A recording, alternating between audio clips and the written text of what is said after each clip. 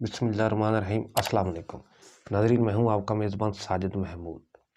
ناظرین، وزیر اعظم پاکستان میاں شہباز شریف صاحب لندن پہنچتے ہیں جناب میاں نواز شریف صاحب سے مشاورت کرنے کے لیے۔ دنیا کی 7ویں بڑی افواج اس کے سربراہ کی تعیناتی کی مشاورت کرنے کے لیے جناب میاں شہباز شریف صاحب لندن پہنچتے ہیں۔ ناظرین، بات بڑی قابل غور ہے۔ دنیا کی 7ویں بڑی افواج پاکستان، اس کے سربراہ کی تعیناتی ہمارے اپنے ملک کے بجائے ایک دوسرے ملک میں کی جاتی ہے، اور مشاورت بھی اس کے ساتھ کی جاتی ہے جو ایک مفرور ملزم ہے، اور ہماری عدلیہ، ہماری عدالتیں ڈکلیئر کر چکی ہیں کہ وہ ایک مفرور ملزم بھی ہے، وہ نااہل آدمی ہے، اور ساتھ ساتھ وہ صادق الامین بھی نہیں ہے، اور اس کے بچے، اس کے بیٹے پاکستانی بھی نہیں ہیں۔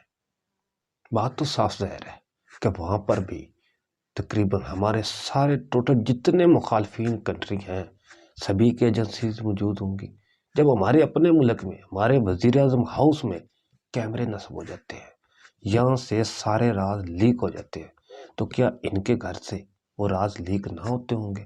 کہ ہمارا ایک سیکرٹ کام جو ہے اس کی مشاورت کی ہمارے ملک میں جگہ ہی نہیں ہے، دوسرے ملک میں جا کر اس کی مشاورت کی جاتی ہے، اور کی بھی اس کے ساتھ کی جاتی ہے جس کے بچے پاکستانی ہیں ہی نہیں۔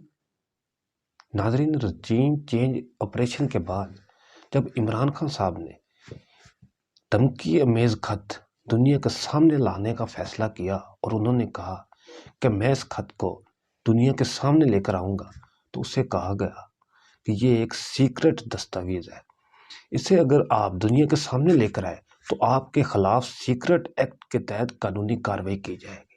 تو اب جب ہمارے سب سے بڑے ادارے کے آرمی چیف کی تعیناتی کا مسئلہ ہے، اور وہ بھی دوسرے ملکوں میں ہو رہا ہے، تو کیا اب ان کے خلاف سیکرٹ ایکٹ کے تحت کارروائی نہیں بنتی؟ ہمارے اس ادارے کو بھی اس چیز کا نوٹس لینا چاہیے، اور ہماری عدلیہ کو بھی اس چیز کا نوٹس لینا چاہیے۔ سیکرٹ ایکٹ کے تحت ان کے خلاف کارروائی کی جانی چاہیے، وہی سیکرٹ ایکٹ جس کا عمران خان صاحب کو کہا گیا تھا کہ اگر آپ نے وہ دھمکی میل خط دنیا کے سامنے لے کر آئے تو آپ کے خلاف کارروائی ہوگی، اور اب اسی کے تحت ان کے خلاف کارروائی کی جانی چاہیے۔